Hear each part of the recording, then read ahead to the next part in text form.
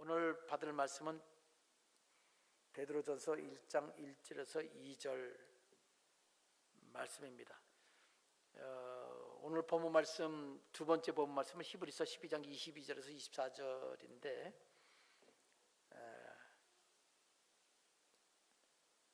오늘 주된 그 성경 본문 말씀은 베드로전서 1장 1절에서 2절입니다.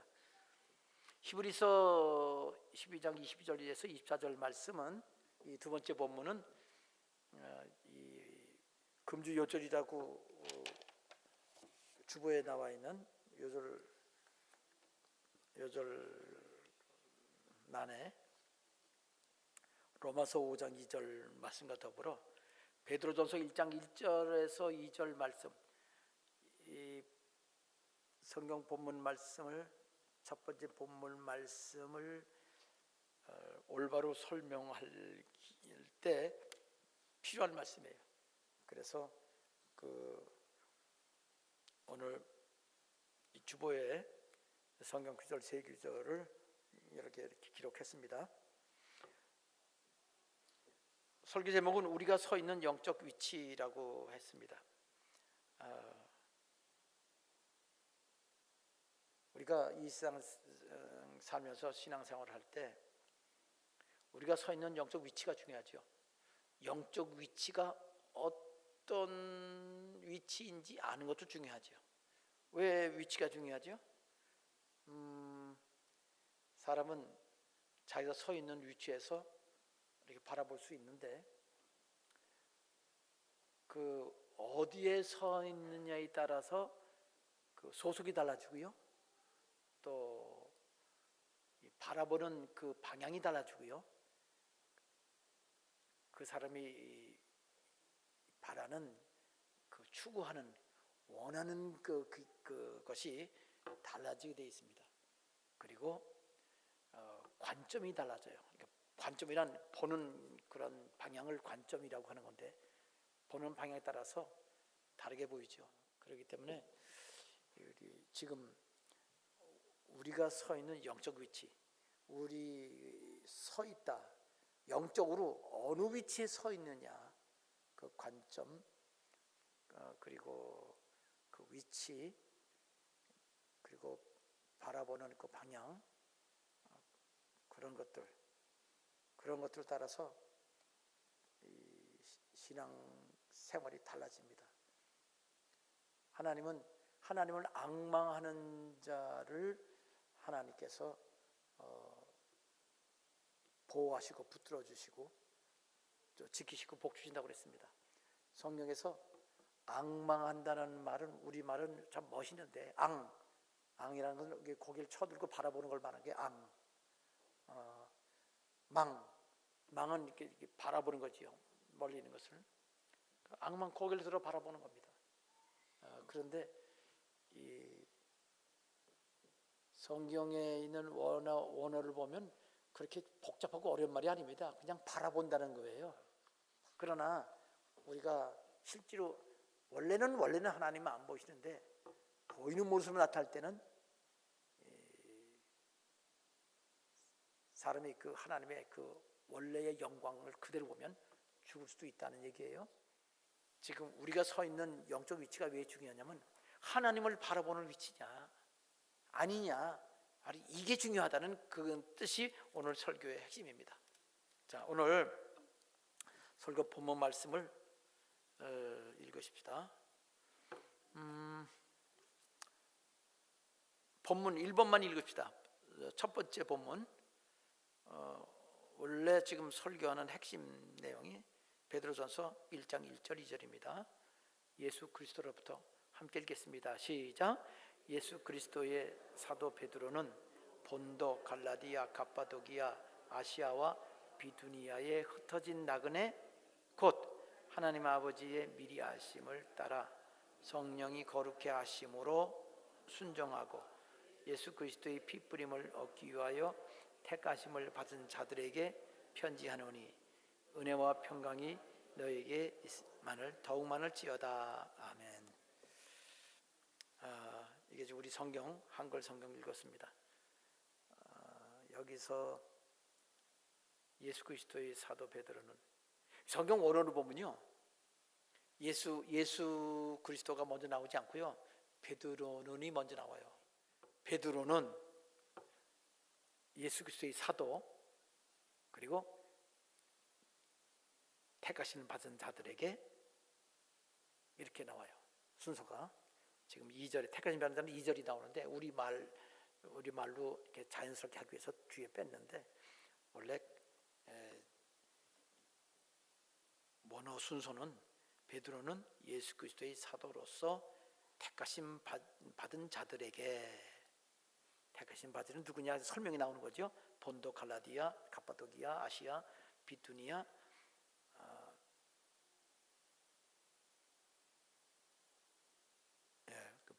비두니아에 흩어진 나그네들, 그들에게 편지한다는 얘기죠. 그러면서 2절에서 인사말을 합니다. 제가요, 원어에서 원어 순서를 따라서 제 나름대로 번역한 대로 읽을 테니까요, 똑같은 내용입니다. 근데 이렇게 순서가 달라지는구나 하는 걸 한번 보시기 바랍니다. 제가 읽겠습니다. 베드로는 예수 그리스도의 사도로서 택하심을 받은 자들에게 본도, 갈라디아, 갑바도기아, 아시아, 그리고 비두니아에 흩어진 나그네들에게 하나님 아버지의 미리 아심을 따라 성령의 거룩히 하심으로 순종함을 얻기 위하여, 또한 예수 그리스도의 피뿌림을 얻기 위하여 너희에게 은혜와 평강이 풍성하기를 원하노라. 이렇게 내용은 똑같은 겁니다. 이게 순서가 좀 바뀌어진 거죠. 자, 오늘 이 말씀에서 우리에게 주시는 내용, 그러니까 설교 제목이 뭐라고 그랬죠? 설교 제목은 지금 우리가 서 있는 영적 위치라고 되어 있는데, 그러니까 신앙생활의 핵심, 우리가 이렇게 신앙생활을 해야 되는구나, 이런 생각 가지고 해야 되는구나, 이것을 상상하고 바라보면서 신앙생활을 해야 되겠구나, 이렇게 그런 의미에서 오늘 설교 제목을 붙인 겁니다. 오늘 말씀에서 세 가지 큰 주제를 우리가 살펴볼 수 있습니다. 그래서 오늘 우리가 어떤 관점에서 봐야 되는지, 첫째는 하나님, 삼위일체신 하나님, 여기 다 나와 있습니다. 그리고 두 번째는 교회의 구성, 교회의 구성 요소와 또 신앙생활의 우리 교회 중심에서 어떤 신앙생활을 해야 되는지 모습이 여기 나와 있고요. 그리고 개인적인 신앙생활을 어떻게 해야 되는지, 이 세 가지가 나와 있습니다. 보겠습니다. 첫째, 하나님은 어떤 분이신지, 여기 삼위일체의 하나님이 나와 있습니다.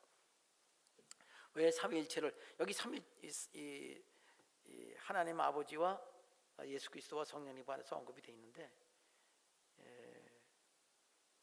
이 세 분의 관계에 대해서 특별히 강조하지는 않았습니다. 그러나 강조해서 설명하지 않을 수가 없어요. 왜냐하면요, 여러분, 여기 오늘 본문 말씀에 베드로전서 1장 2절 맨 끝에 말이 뭐지요? 뭐라고 되어 있죠? 맨 끝에 말, 은혜와 평강이 너에게 더욱 많을지어다 그랬죠. 여기 모든 그 신약 성경의 편지, 여기 지금 베드로가 쓴 건데, 바울 사도도 베드로는 이 두 권밖에 안 썼어요. 아주 짧게 6장, 4장, 3장. 그러니까 베드로전서하고 베드로후서 두 권밖에 안 썼는데, 그 신약 성경의 그 반은요, 바울 사도가 쓴 편지입니다. 근데 전부 다 편지 2,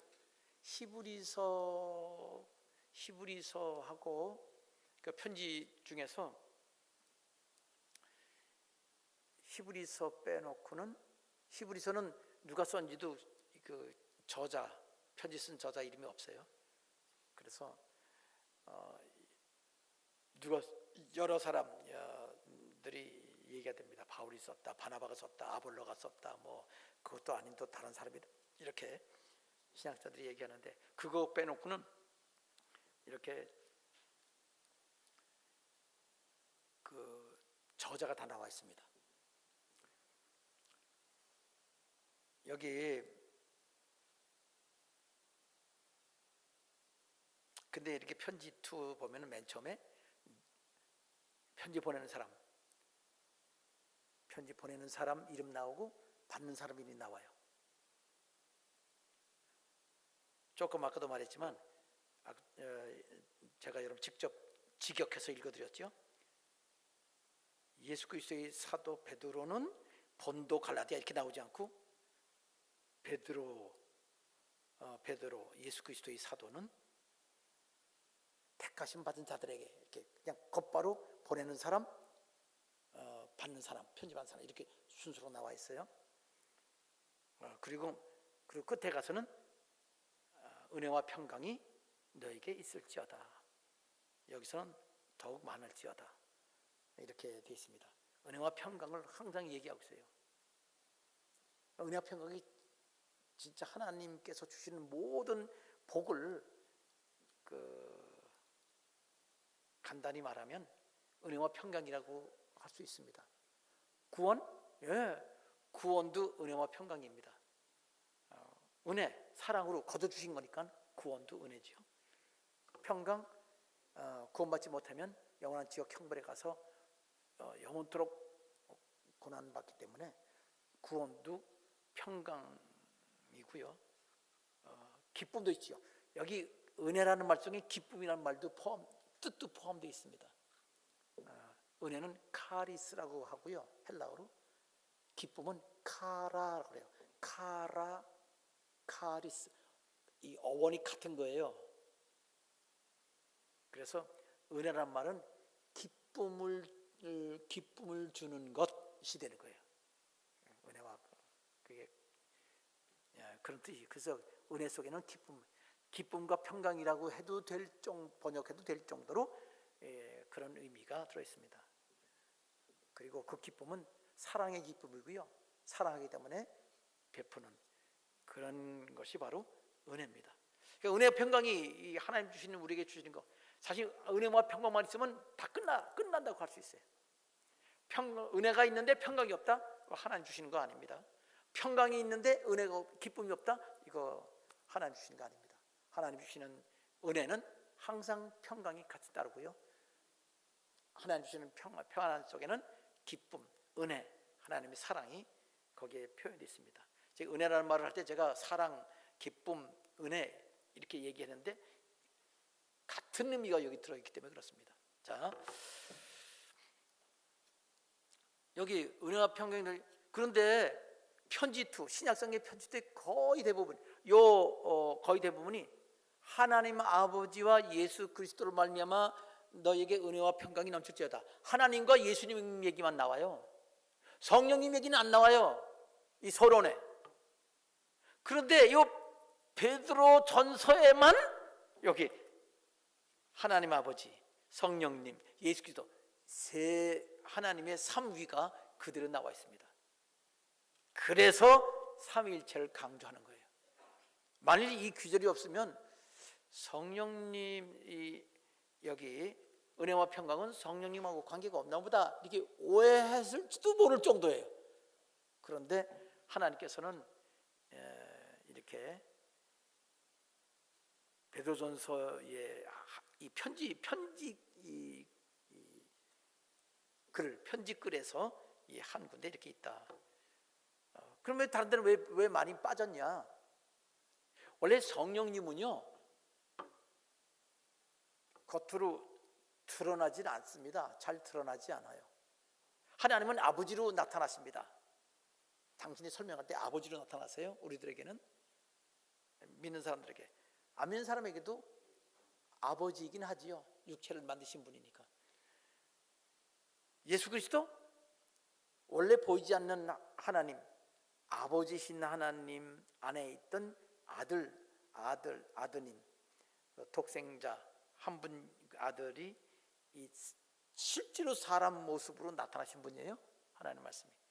그러니까 우리가 하나님이 사람 모습으로 나타났다, 사람 모습으로 나타나신 하나님이다, 예수님이 바로 그 하나님이십니다. 그러니까 하나님 생각할 때는요, 그냥 예수님 생각하면 됩니다. 제자들이 예수님과 같이 식사도 하고 대화도 하고 그렇게 하셨죠.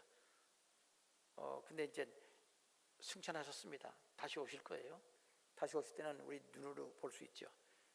그러나 우리가 눈으로 지금은 볼 수 없어도 성경 말씀에 예수님의 행하신 일들을 생각하면 상상이 가잖아요. 그 상상을 생각하면 그것이 우리 마음으로 예수님을 바라보는 겁니다. 그러니까 마음으로 바라는 게 어렵지가 않습니다. 그냥 상상하면 되는 거예요. 그러면 마귀하고 친하려면 어떻게 하죠? 마귀를 상상하면 되는 거예요. 마귀하고 친한 것처럼 막 마귀하고 얘기도 하고 도와달라고 그럼 마귀하고 친한 거예요. 그러니까 바라보는 것이 중요하죠. 묻겠습니다. 하나님은 한 분이세요? 세 분이세요? 세 분이기도 하나요? 하나님 세 분이기도 한 건가요? 네. 아멘이지만 그러나 그걸로 아멘하고 끝나버리면 안 돼요. 그러나 한 분이기도 합니다. 이렇게 꼭 누가 모르면 하나님은 한 분이시죠? 예, 세 분이기도 합니다. 이렇게 해줘야 돼요. 성경에는 하나님이 세 분으로 나타나신 구절들, 여기 마태복음도 있고 마가복음도 있고 누가복음도 있습니다. 여기도 세 분으로 나타났어요. 그리고 예수님이 그랬습니다. 내가 아버지께로 간다. 이런 얘기도 하셨고요. 아버지가 하는 일을 보고 아들은 아버지가 하는 일을 보지 않고는 아무것도 못한다. 그 아버지가 따로 계시다는 거예요. 그 여러 구절이 있습니다. 그것도 시간이 그거 얘기할 시간 없습니다. 하여튼 그런데 제가 여러분에게 진짜 전에도 강조했지만 구약 성경에 오직 하나님은 한 분이라는 걸 강조한 그 구절에 이사야서의 9장 6절 말씀에 한 아기가 우리에게 낳고 한 아들을 우리에게 주신 바 되었는데 하나님이 이 땅에 보내셨다는 얘기예요. 아들을. 근데 뒤에 가면 뭐라고 됐어요? 그 아들이 영원한 아버지. 하나님 아들이 아버지가 된 게 아니고 원래부터 영원한 아버지니까 그분이 원래부터 아버지라는 거예요. 영원한 아버지니까. 그거는 어디 빼도 박도 못해요. 하나님 아버지는 어떤 분이냐? 여기 1장 2절에 미리 아시는 분이다. 이 구절만 보면은 하나님은 미리 아시는 분이다. 이거 이렇게 미리 아신다고 하는 구절, 이런 구절은 아주 흔치 않은 구절입니다. 그러니까 하나님을 제대로 알려면요, 하나님에 대해서 성경 구절 얼마나 많이 나와요. 하나님이란 그 단어가 거기에 관련된 그 문맥 한 절, 앞뒤 두세 절 그걸 보면서 하나님은 이런 분이라는 걸 다 알면요 엄청난 분량이 되는 겁니다. 사실은 하나님에 대한 내용은 그렇게 많습니다. 자, 그러나 그걸 다 외울 수는 없죠. 그냥 우리가 읽고 이해하고 필요할 때 있으면 생각이 납니다. 자, 하나는 미리 아시는 분이다. 성령님은 거룩하게 하시는 분이다. 우리 그리스도인들을 여기 택하심 받은 자들을 거룩하게 하시는 분이다라고 되어 있습니다. 그 다음에 예수님은 피를 뿌리시는 분이다. 피를 뿌리시는 분이다. 여기 오늘 말씀은 이겁니다.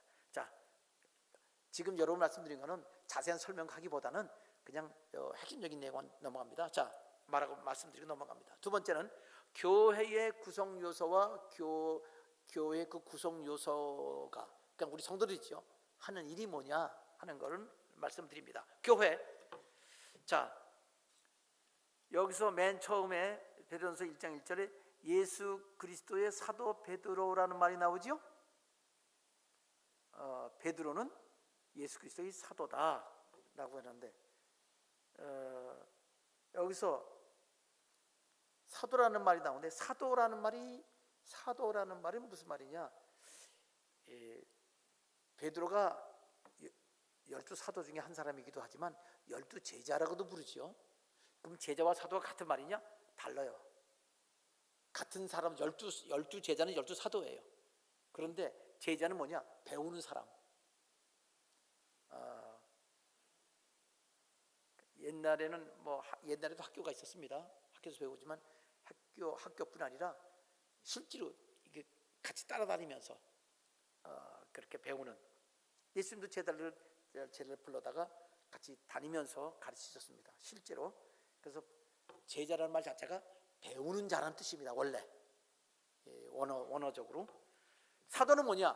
사도는 원래 뜻이요, 보낸 사람인 거예요. 이렇게 심부름 보낸 사람을 말하는 거예요. 사도. 그 사자가 그렇게 시킨다는 뜻입니다. 사역, 시킨다. 일을 시킨다, 사역. 큰 일을 시킨다, 대사. 큰 일을 시킨다, 대사. 작은 일 시킨다, 소사. 옛날 초등학교 때는 소사가 있었어요. 예. 나라에는 대사가 있고요. 다 대통령이나 왕이 보낸 사람이에요, 대신. 그래서 사도는 예수님이 보낸 사람이다. 제자를 불러서 가르치시고 그다음에 둘씩 보냈습니다. 여러 동네를 갈 때는 미리 보내셔서 둘씩 보내시면서 메시아가 오실 겁니다. 우리가 먼저 왔습니다. 예수님 만나면 하나님께서 우리에게 진리를 가르치시고 병도 고쳐주시고 우리 문제를 해결해 주십니다. 예수님 원래 하나님의 아들이십니다.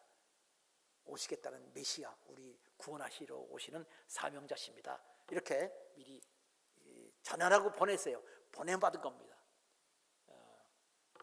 그래서 베드로는 예수 그리스도의 사도라, 제자라고 안 그러고 사도라고 그랬어요. 왜 그랬을까요? 보냈으니까. 누구한테? 택함 받은 자들한테. 여기 있는 거예요. 택한 자를 보냈습니다. 그러니까 이 성경에 있는 모든 내용들, 여기 편지하노니 그 돼 있나요? 편지하노니라고 돼 있죠? 근데 편지하노니란 말은 거의 다 생략되어 있습니다. 인사말에는 우리도 편지할 때 아버님 또는 사랑하는 그대, 그리고 그냥 쭉 쓰잖아요. 편지합니다. 그렇게 안 쓰죠? 마찬가지예요. 근데 편지한다는 뜻입니다.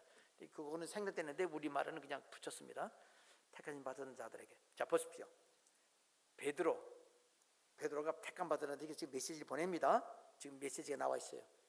근데 거기 예수님도 있어요. 그럼 보세요.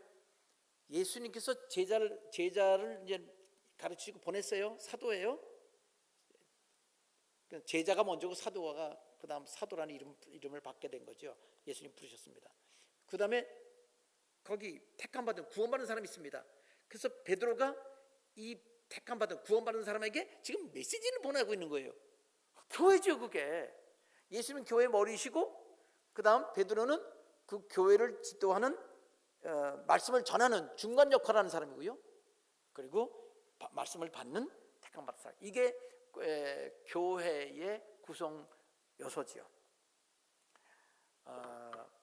그러니까 이 구성 요소 중에서 근데 또 하나 설명이 또 나오죠. 자, 예수, 그다음에 사도, 예수님, 예수 그리스도, 사도, 그다음에 택하신 받은 자, 그다음에 이 택함 받은 자는 누구냐 쭉 설명하면서 흩어진 나그네들이라고 그랬어요. 여기 5군데만 나왔습니다. 근데 도시가 흩어졌을 때 5군데만 있겠어요. 그다음 로마 제국이 얼마나 엄청나게 많이 퍼져 있는 사람인데, 본도, 갈라디아, 갑바도기아, 아시아, 비두니아, 이 5군데만 나왔지만 하여튼 이거 대표적으로 큰 도시들입니다. 여기에 흩어져 있는 나그네라고 그랬어요. 나그네라는 말은 타향에 가서 사는 사람들을 나그네라고 그러죠. 자기 고향이 아닌 곳에 가서. 근데 흩어지는 나그네라고 그랬어요. 근데 왜 흩어진다는 말, 여기 헬라어로 하면 디아스포라, 들어본 일 있을 거예요. 디아스포라 그러면 주로 이제 이스라엘 사람들이 흩어져 사람들을 보고 디아스포라 그래요. 근데 한민족 디아스포라, 이렇게 디아스포라는 자체가 말 자체가 흩어졌다는 뜻이에요. 흩어진 사람. 근데 여기 흩어진 사람은 뭐예요? 택하심 받았는데 흩어졌다는 거예요. 여기서 교회의 네 가지 구성이 나타납니다. 첫째, 머리 예수 그리스도지요. 그 다음에 보내신 사명자 사도 있습니다. 요즘에는 사도로 보통 사도라고 그럴 때 성경 말하는 사도는 12사도 말고도 바울도 사도고 바나바도 사도고 또 유다라는 사도도 있고요. 그리고 다른 사도 몇 사람 저기 나옵니다. 사도라고 그랬어요. 12사도가 아닌데.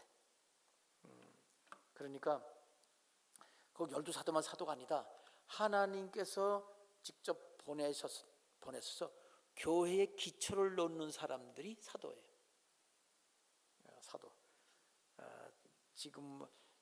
지금은 이제 요즘에는 사도란 말을 안 씁니다. 성경적 의미에서 말하는 사도는 12사도 말고도 그런 사도의 그 위치에 있지 않고 사도로부터 받은 그 말씀을 가지고 다시 전하는, 그다음 그러니까 택하신 사람들이 되는 거죠. 그래서 구원받은 사람들을 말하는 겁니다.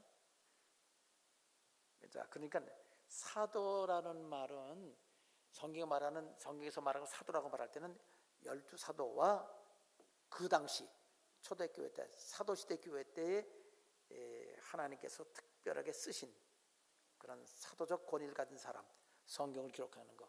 야고보, 유다서, 야고보서, 그 예수님의 친동생들이죠.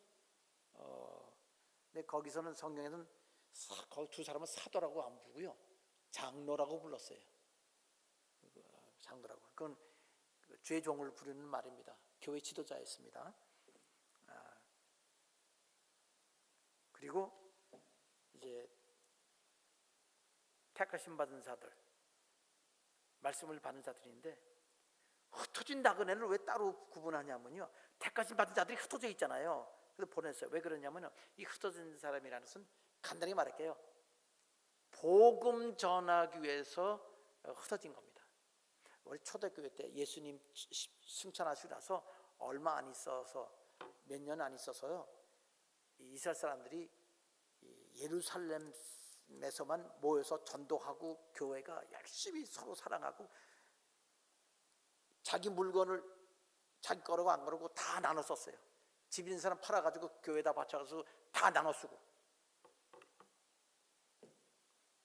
그것도 어떤 사람은 지금도 그래야 된대요. 근데 그거는 뭘 몰라서 그래요. 왜 모르느냐? 그 당시 예수님께서요, 예수님의 제자들이 죽기 전에 재림하실 줄 알았어요. 그래서 성경 보면 바울 사도도 주님을 오실 걸 기대한 것처럼 그렇게 기록되어 있고요. 또 예수님께서 그 오해할 만한 얘기하셨어요. 이 중에 죽기 전에 내가 오는 거 볼 사람도 있다고 그랬으니까. 그러니까 제자들이 죽기 전에 오신다고 착각을 한 거죠. 근데 여러분 또 오해할라. 죽기 전에 예수님 오시는 거 본다는 거는요, 대표적으로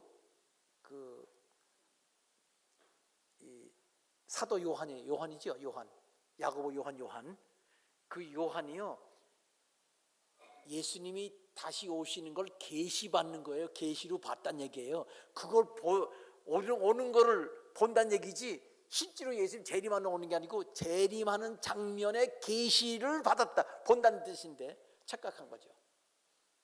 보긴 봤죠. 오시는 장면을 계시로. 그래서 오해한 거예요. 그래서 전도를 안 하고요, 예루살렘만 있었어요. 왜? 예루살렘으로 재림하실 때니까. 성경에 예루살렘으로 재림한다고 돼 있어요. 감람산에 두 발이 감람산에 쓴다고 그랬어요. 그래서 그 당시 예수님 오시기 전에 죽으면 어떻게 되는 줄 알아요? 감람산하고 예루살렘 그 시온산, 예루살렘은 그 서울이 시온이에요. 시온산입니다. 다윗 그 성이 있는데 예루살렘 성하고 감난산 이게 붙어 있어요. 곡 내려가는 감난산 내려가는 걷다가 다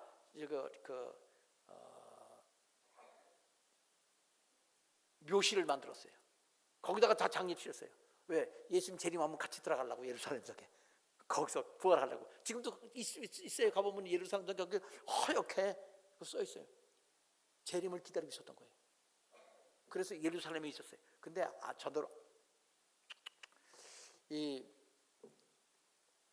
전도를 안 했어요. 예수님께서 승천하시기 전에 유다와 사마리아 땅 끝까지 이르러 내 증인이 되라고 그랬는데 전도는 안 했어요. 곧 오실 거로 생각하니까. 어떻게 됐죠? 박해가 왔어요. 그래가지고 제자들 빼놓고는, 사도들 빼놓고는 전부 다 뿔뿔 흩어졌어요. 막 흩어져서 전도한 거예요. 예수님이 가라고 그럴 때 알아서 가야 되는데 알아서 안 갔어요. 그러니까 박해가 왔어요. 막 죽이고 막 감옥에 가뒀어요. 그래가지고 도망간 거예요. 살려고 도망가면서 보니까 전도가 된 거예요. 그러니까 알아서 갈래 맞고 갈래 그런 거예요. 여러분들 여기 근데 이거 말고도요, 또 여기는 흩어진 나그네들 중에서요 또 다른 사람들이 있었어요. 예수님 태어나기 586년 전에 느부갓네살 왕이 이스라엘을 완전히 파멸시켰지요. 성도도 다 그냥 다 파멸시켰어요. 그리고 이스라엘 사람 포로 잡아갔죠. 바벨론으로.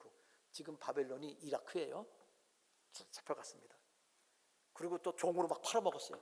전 세계 흩어졌습니다. 그게 흩어진 자, 디아스포라. 그래서 흩어진 자가 됐어요. 그거는 예수님 오시기 전이잖아요. 600년 전, 대략 600년 전인데. 그런데 이제 그 이스라엘 사람들은요, 거기서 해방받았잖아요. 이제 돌아온 사람도 있어요. 이 스룹바벨하고 그 스룹바벨이라는 사람의 또 에스라 같은 사람들이 와서 그 페르시아 고레스 왕이 이스라엘 이렇게 바벨론을 정복하고 나서 이스라엘 사람들을 다 고향 돌아가라 그랬어요.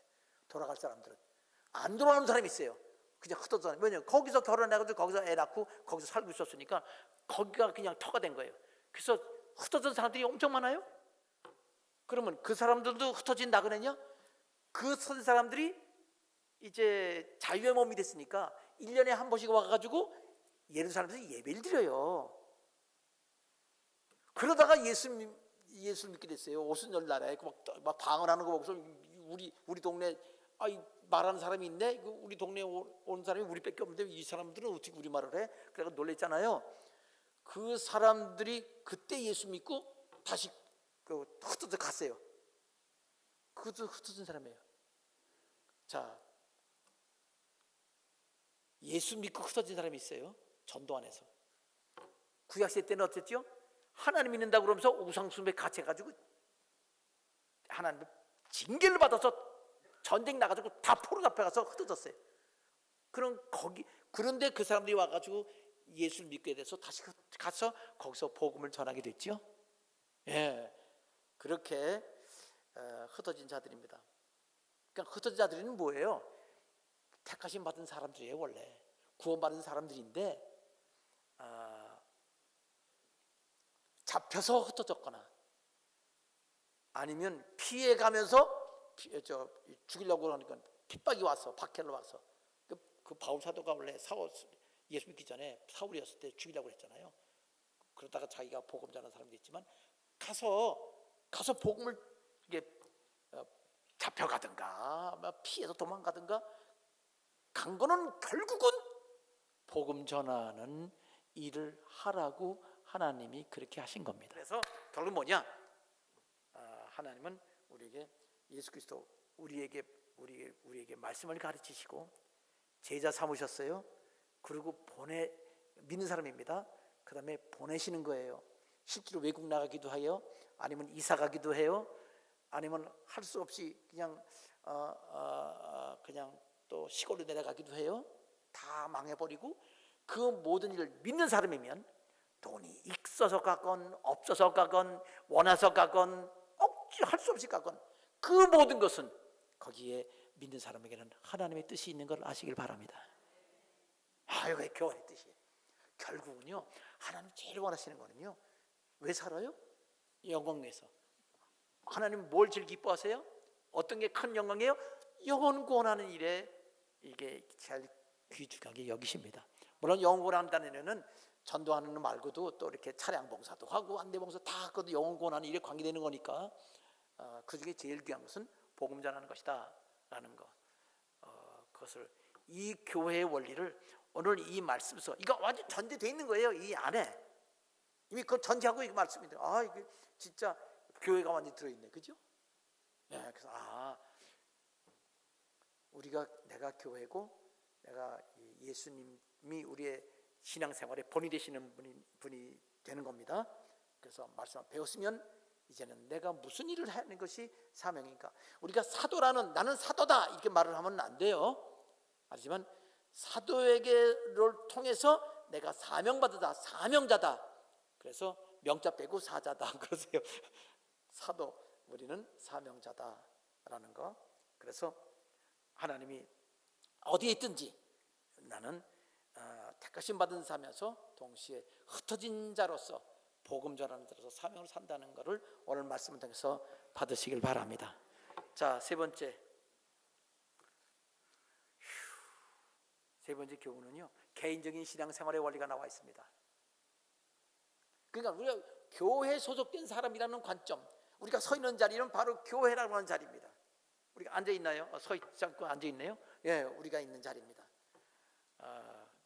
그리고 우리는 삼위일체 되신 하나님, 이 삼위일체는요, 진짜 우리 기독교 성경에 나오는 삼위일체를 믿는 종교는 세상에 없습니다. 자, 이 삼위일체 하나님의 원리. 자, 근데 여기서 이제 하나님 다시 교회 그러면서 이제 다시 개인 생활로 들어가면서 개인은 하나님과의 관계가 맺어지고 교회의 관계가 됩니다. 그리고 세상 안 믿는 사람들하고도 관계가 되어 있습니다. 자, 개인적으로 관계는 어떻게 되느냐? 자, 보십시오. 여기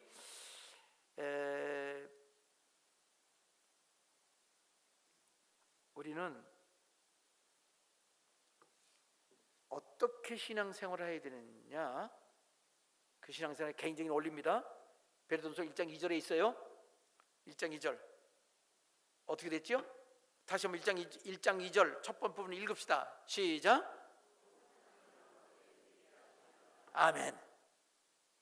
우리는 하나님 아버지의 미리 아심을 따라 신앙생활을 해야 돼요.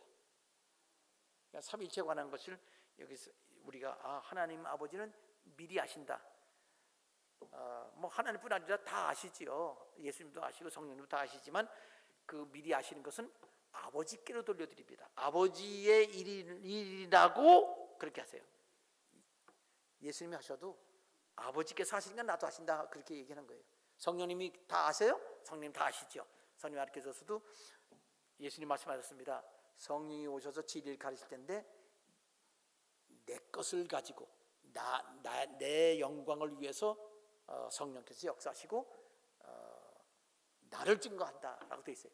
그러니까 같은 하나인 거죠. 그 일체로서 하나일 뿐 아니라 같은 생각, 같은 마음, 같은 심정으로 행하시는 그런 한 분이신 겁니다. 세 분이시면서. 자, 그래서 우리 신앙생활 어떻게 되냐? 하나님 아버지께서 미리 아신다. 미리 아신다는 말은 좀 의미가 깊어요.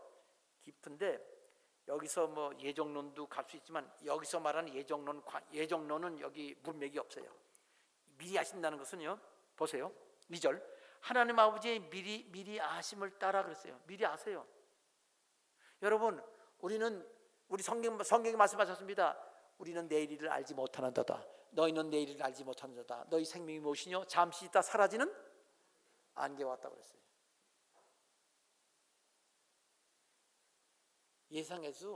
예상대로 딱 모든 걸 맞는 사람 없습니다.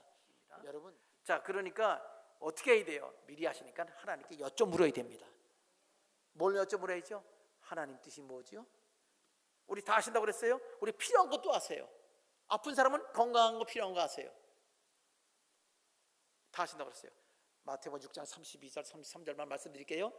너희 천부께서 내게 있어야 할 것을 다 아시느니라.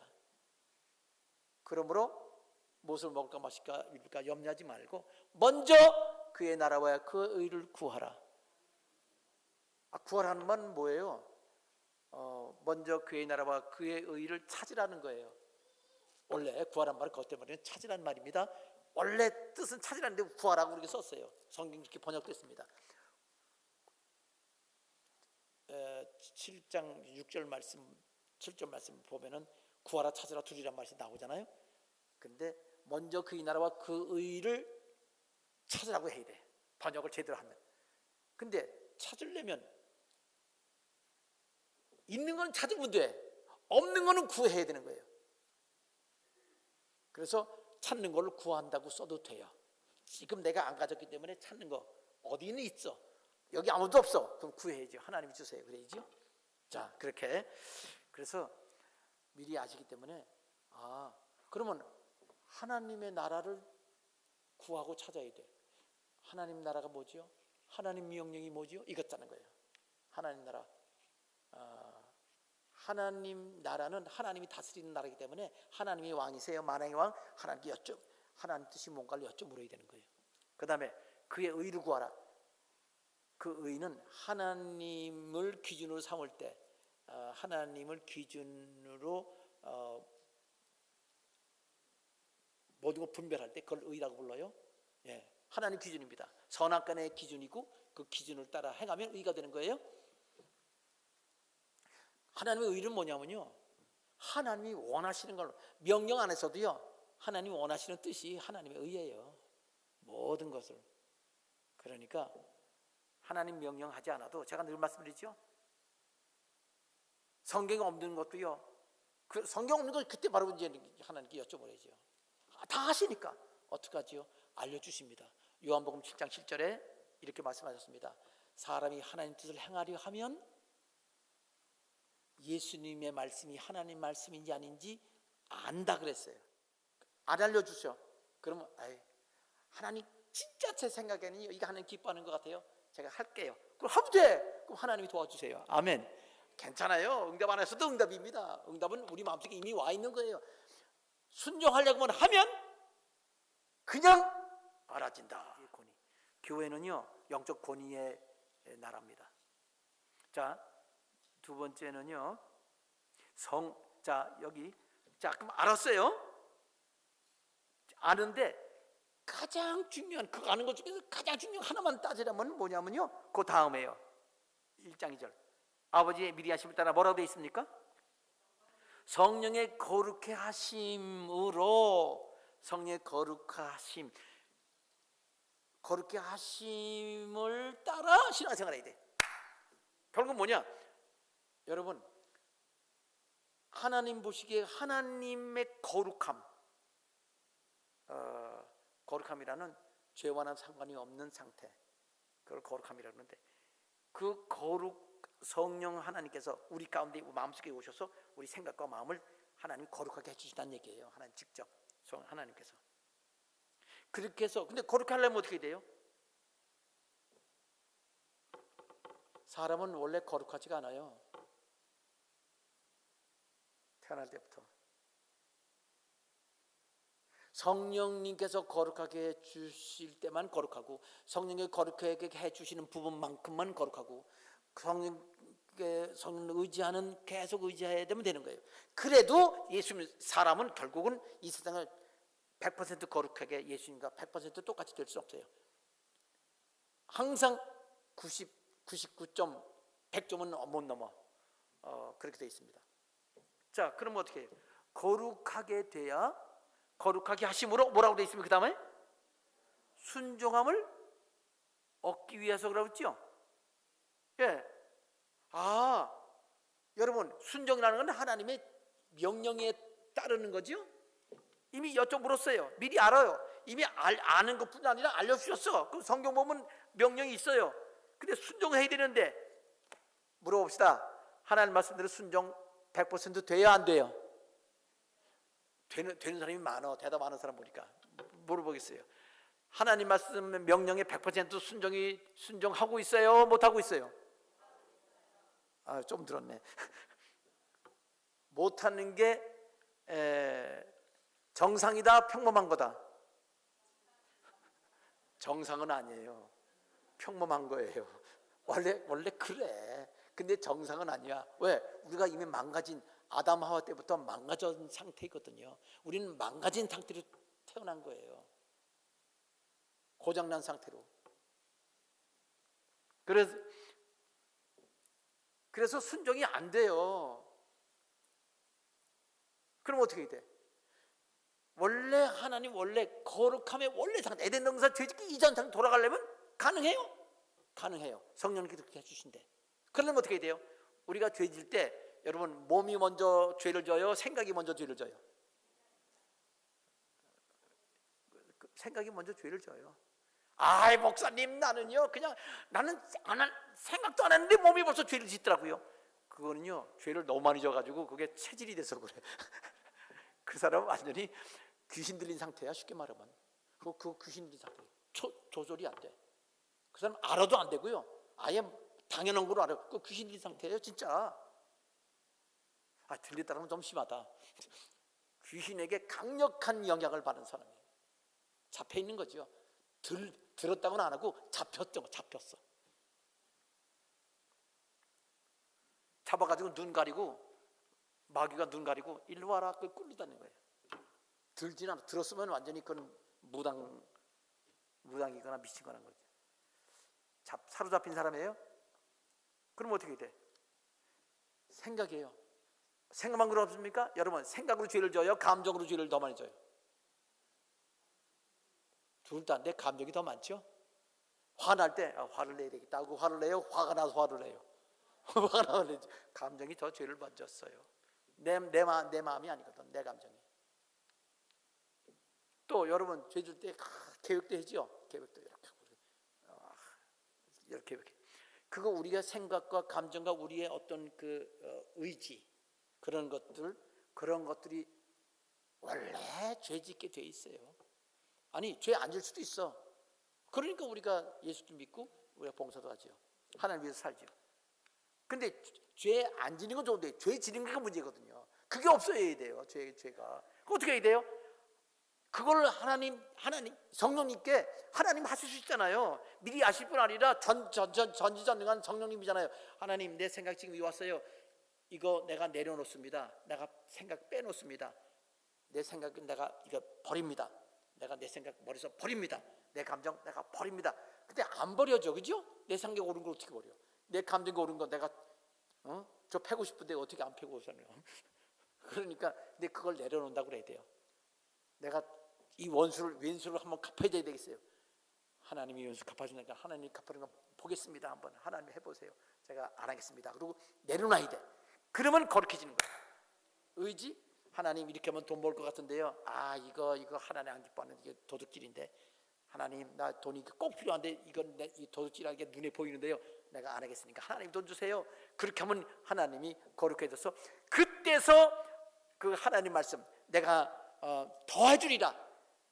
그 이나와 그 의를 구하면 이 모든 걸 더해준다는 거 하나님 주신다고 했는데 안 되거든. 내 머리 굴려서 도둑질 안 하려고 해야지. 그렇죠? 아무도 안 물어도 집어가면 돼. 누구나 집어가는데 과장도 집어가는데 뭐 내가 뭐 집어가는 거지. 부장은 더 큰 거 집어가는데 너 저건 집어가지. 그러면 안 되죠. 그렇게 해서 하나님의 말씀에 순종하게 되는 겁니다. 여기 순종에는 충성도 포함됩니다. 예, 명령이 없어도 우리가 알 수 있다고 그랬죠? 순종함을 얻기 위하여.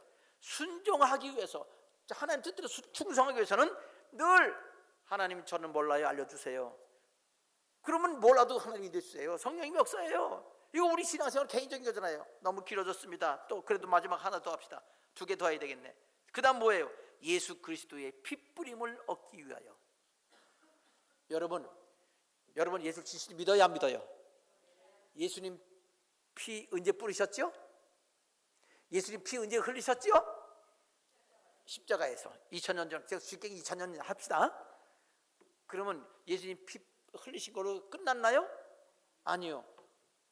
피를 뿌린다고 돼 있죠. 여러분 피 뿌림을 받았나요? 언제요? 믿을 때. 맞아요? 그 성경적으로 확인을 해야지. 성경적으로 확인을 해야 될 거 아니에요. 성경적으로 히브리서 10장 22절에 나와 있어요. 우리가 마음에 뿌림을 받아 악한 양심으로부터 벗어나고 몸은 맑은 물로 씻었으니. 그런데 기겨졌어요. 근데 여기서 뿌림을 받아라는 말은 정확히 말하면 이미 뿌림을 받아야. 이미 물로 씻었으니, 이미 씻었으니야. 이미 씻음을 받았으니, 이미 받았으니, 씻김 받았어. 깨끗해졌다는 얘기예요. 예수 믿은 사람은 깨끗해진 겁니다. 이미 뿌림 받았어. 피 뿌림 받았어요. 그래서 우리가 악한 양심에서 지금 벗어났다고 되어 있습니다. 그러니까 이제 참 마음을 가지고 가면 돼. 벗어났으니까 참 마음이지요. 그런 마음을 가지면 온전한 믿음이죠. 그러니까 하나님께 나가면 돼. 그냥 그런 마음으로 이미 뿌림 받았으면 하나님께 나가면 됩니다. 자, 그런데요, 다시 물어보겠습니다. 피 뿌림 받은 거예요? 받을 거예요? 그러면 본문으로 가겠습니다. 베드로전서 1장 2절. 자, 자 보세요.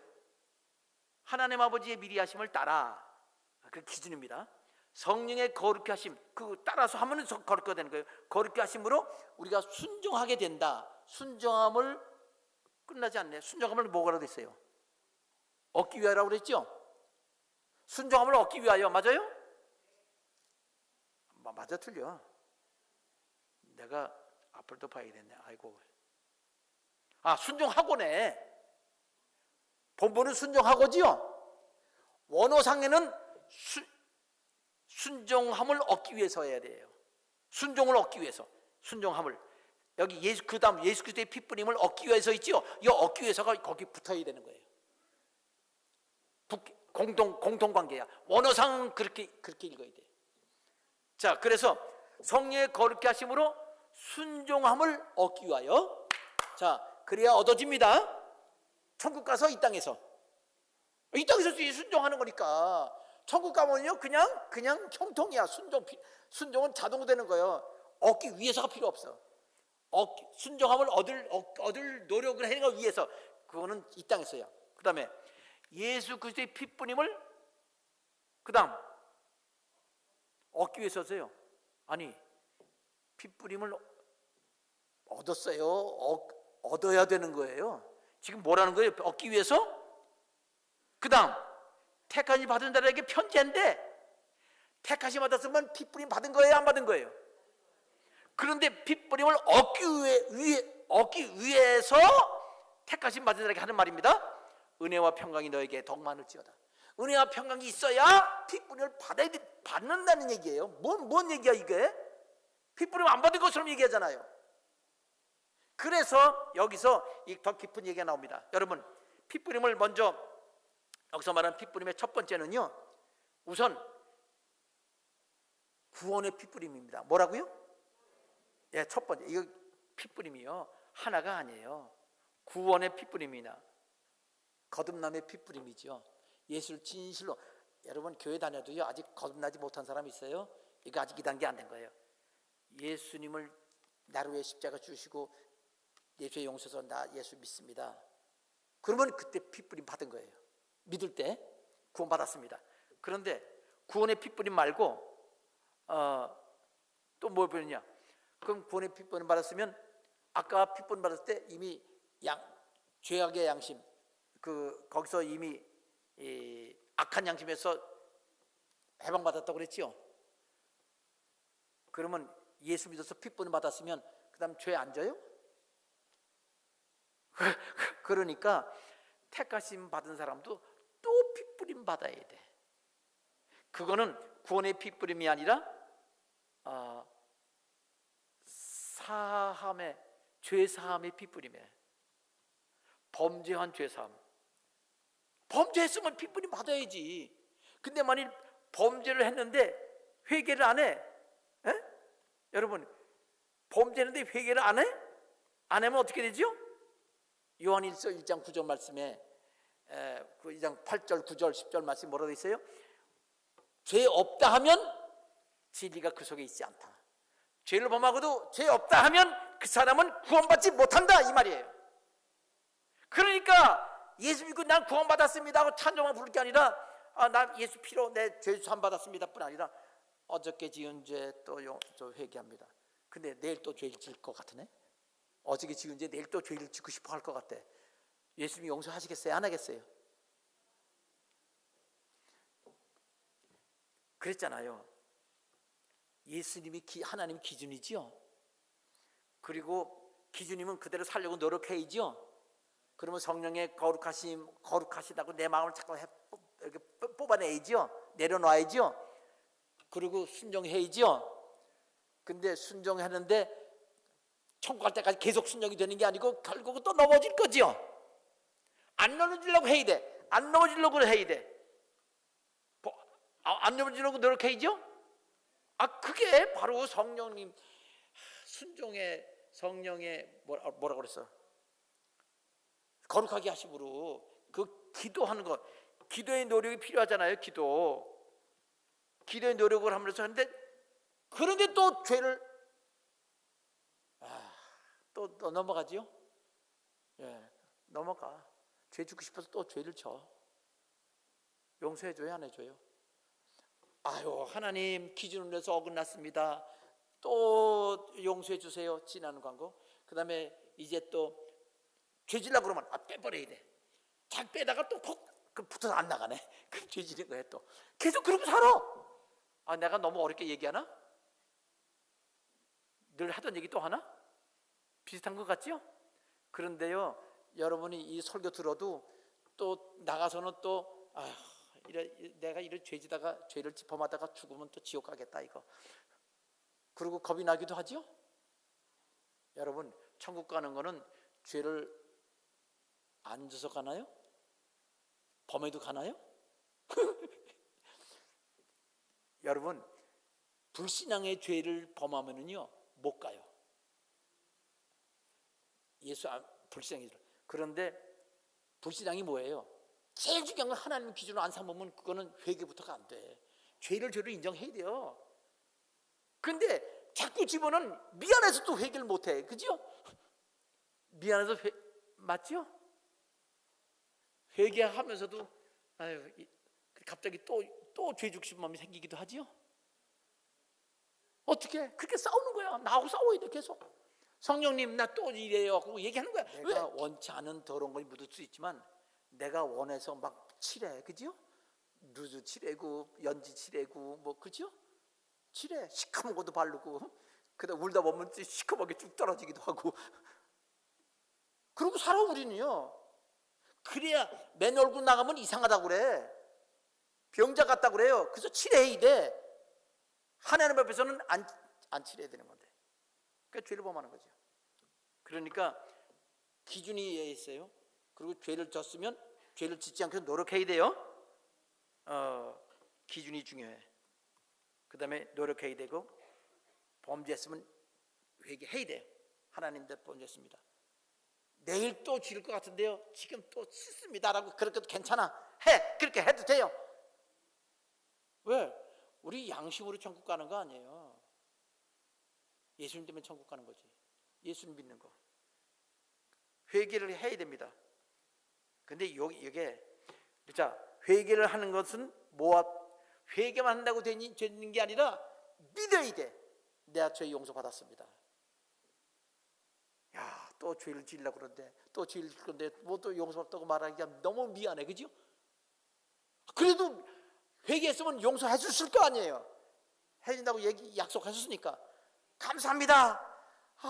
걱정이네. 내일 또 죄를 지키고 싶은데 어떡하지요? 장로님 나 도와주세요. 나 안 할래. 그리고 노력하는 거예요. 죄를 마음대로 져도 돼? 그러면 안 되죠. 그리고 죄 쓰면 회개해야 돼. 자꾸 그러다 보면 나중에는 모르겠다. 나중에 몰아서 하자. 그거는요 몰아서 하자. 그러면요 이게 계속 세수 안 하고 그냥 막 더러운 거 붙다 보면요 썩어요. 살이. 병이 생겨요. 회개하라는 거예요. 결국 하나님이 계속. 그러니까 그렇게 회개해야 되고요. 그리고 믿어야 돼요. 용서해 주신 거 믿어야 돼요. 용서해 주신 거 믿어야 되고요. 그리고 또 다시 노력하는 거예요. 새롭게. 그러니까 믿는다는 그 말은 예수님을 배신하면은 하신하는 거. 하나님이 기준이고 하나님을 배신하지 않아야 돼. 목할 신앙이 돼야 되는 거예요. 그러면 죄를 짓는 중에 죽어도요 천국 가요. 죄를 짓는 중에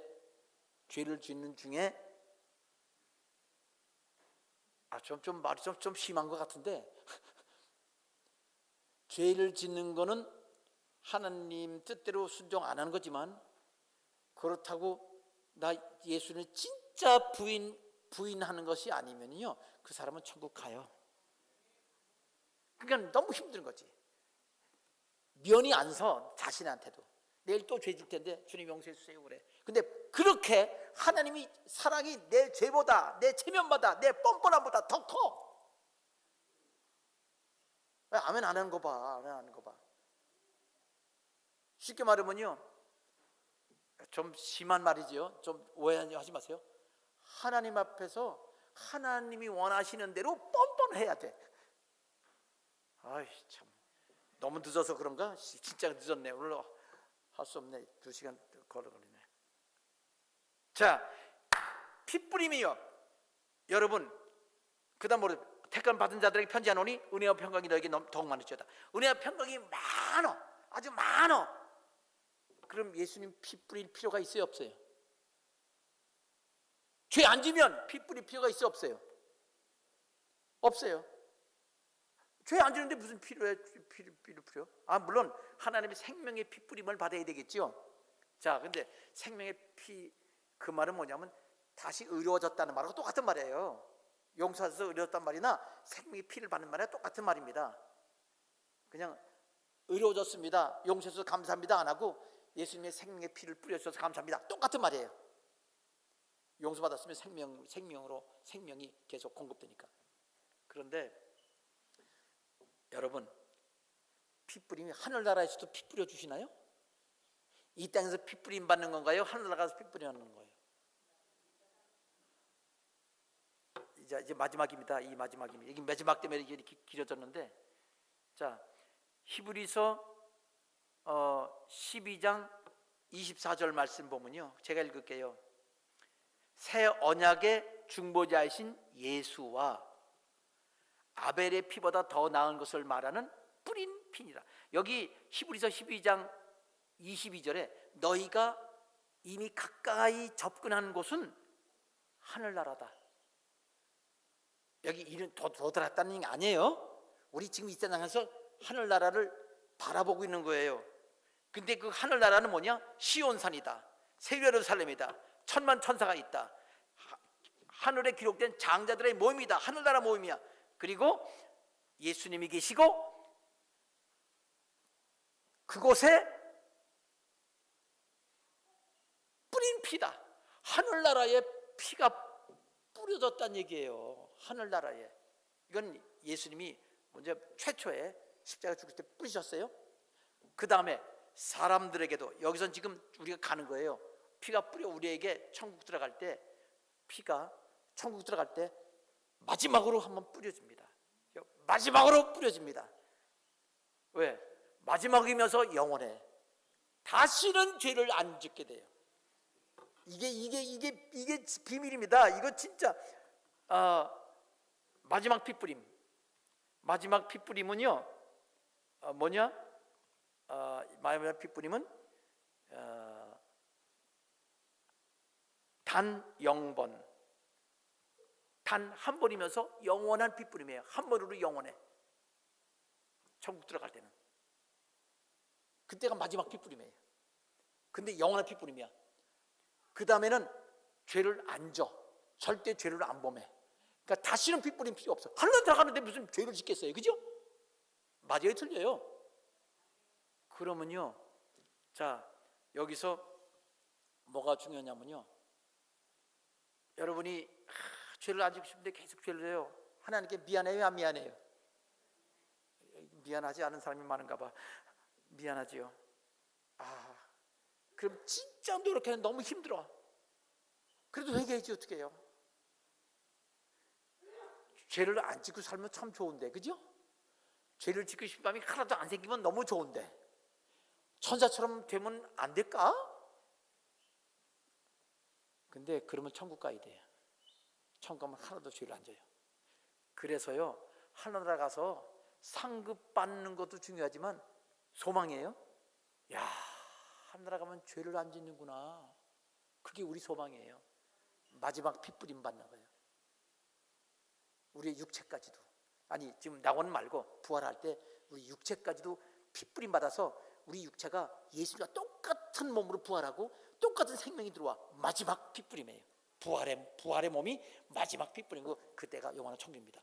그래서 우리가 부활이 우리의 소망이고, 그 다음부터 하늘나라예요. 그냥 이 땅에 있던 천국이 그냥 하늘나라예요.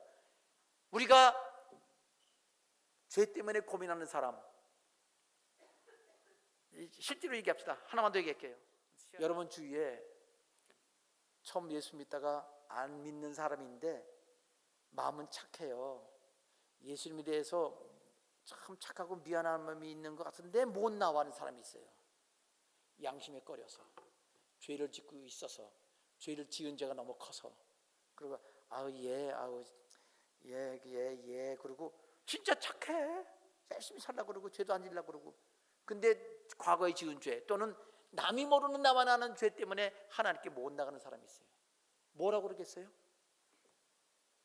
예수 믿어도요, 하나님의 기준 삼고 죄 지면 회개하고 그냥, 그리고 예수님 부인하지 않고 예수님 용서해 주셨으니까 결국 죄 안 지려면 천국 가는 수밖에 없는데, 우리가 그 천국에서 빨리 죽으면 그 자살하는 거 죄니까 자살하지 말고 그냥 그렇게 회개하고 또 회개하고 살다가, 그래서 천국이 우리의 소망입니다. 죄 때문에 너무 힘들죠? 죄책감 때문에, 정죄의식 때문에, 그것 때문에 내가 나를 용서를 못하겠죠? 그래서 천국이 우리의 소망인 겁니다. 이 중에서 천국에서 상급받기를 원하는 사람, 그 소망입니다. 이제 내가 부족한 거 다 없어요. 부족한 거 없어요. 자, 죄 없어요. 그냥, 그래서 이 땅 사는 동안은 죄가 계속 있어도 하나님 기준 살면다, 노력한다, 회개한다, 용서받는 걸 감사한다, 또다시 노력하고 또다시 범해도 나는 예수님 나는 부인하지 않고 배신하지 않겠다. 그리고 천국 가는 걸 나는 소망한다. 왜? 그때는 난 죄 안 질 거 하나님을 믿기 때문이다. 하나님 그때를 소망한다. 이렇게 신앙 말을 하고, 여러분도 그렇게 믿고 주님을 위해서 행하시길, 사시길 바랍니다.